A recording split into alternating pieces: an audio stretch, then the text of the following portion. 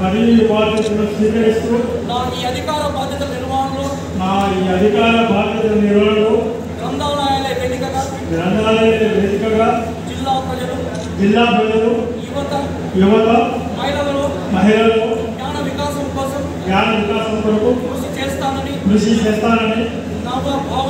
నవ భావనను సృజనాత్మక ఆలోచనలతో కూడిన విద్యార్థి లోకం నిర్మాణానికి నా వంతు సహకారం అందిస్తానని అక్షరాలు పుస్తకాలే వారధిగా సైద్ధాంతిక భౌతిక పునాదులను బలంగా ఏర్పాటు చేయడం ద్వారా